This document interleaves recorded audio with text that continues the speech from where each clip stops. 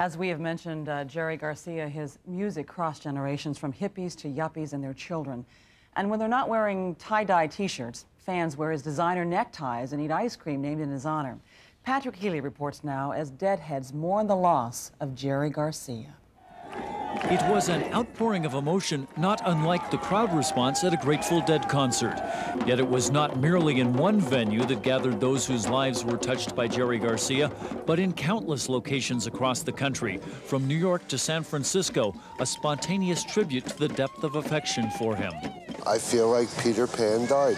That part of me that will always be a kid is dead. Garcia's band emerged from San Francisco's Haight-Ashbury district 3 decades ago as an enduring voice of what used to be called the hippie counterculture. Drugs a part of it that caused Garcia recurring problems. In fact, he was in a drug treatment facility north of San Francisco when his lifeless body was found early Wednesday. Evidently, at age 53, his heart had simply given out. Hours later in New Hampshire, where longtime collaborator Bob Weir was scheduled to play, he paused to remember Garcia. Perhaps it's a big loss for the world, for anyone who loves music. We also have to remember that his life was far more a blessing for all of us. When they come to take you down. Garcia and his band had forged a connection with fans that was almost cult-like. Deadhead was a label to be worn proudly, and at many of the overnight gatherings, they came forward to bear witness. He'll just go on and on forever. He's not dead. Perhaps not since John Lennon or Elvis Presley has the death of a rock musician been felt so deeply. Patrick Healy, NBC News, Los Angeles.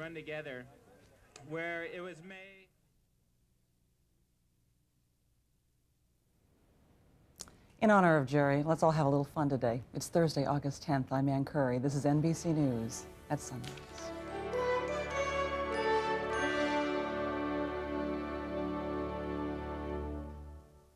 Sugar magnolia, blossoms blooming, heads all empty and I don't care. So my baby down by the river, wishing I could come up soon for air.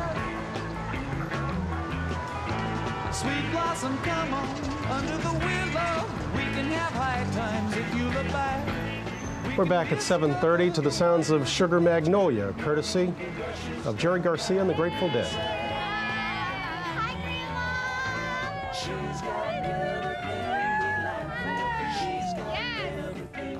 And as we come back inside Katie Kirk's in Studio 1A, I'm Bryant Gumbel out in New York. And of course, Katie, by now everyone knows about the surprising death of Jerry Garcia yesterday at the age of 53. The enduring leader of the rock band Grateful Dead, a man who, cultural phenomenon, I guess we could say, a rock icon to many through several decades. In this half hour, we're going to look at that phenomenon from the 60s to now and how it shapes the Dead's future. Katie? Brian, needless to say, a lot of Grateful Dead fans are devastated this morning and were yesterday when they heard the news.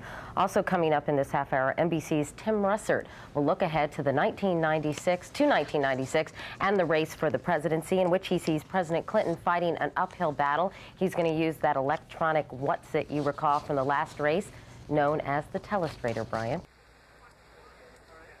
Well, I guess some sad news has come our way.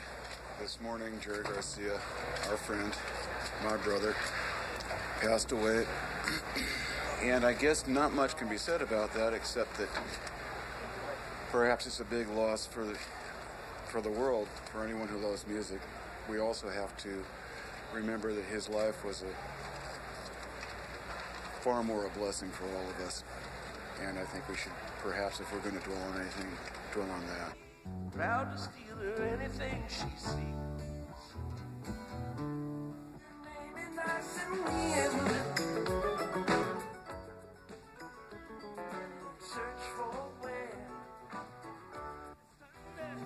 Real as the sun. What's behind those sleepy eyes?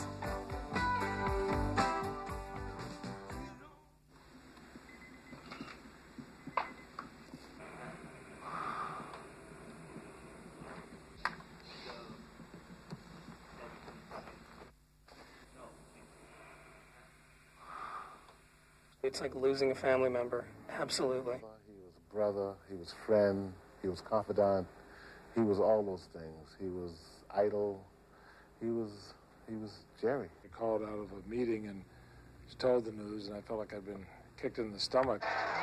The Grateful Dead are playing a tune called, appropriately enough, Dancing in the Street.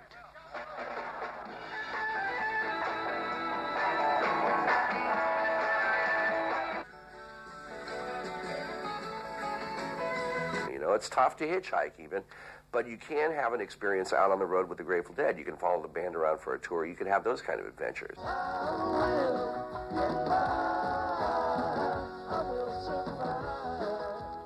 Prove that good music can make sad times better. We've got our work cut out for us this evening, so we'll just get started.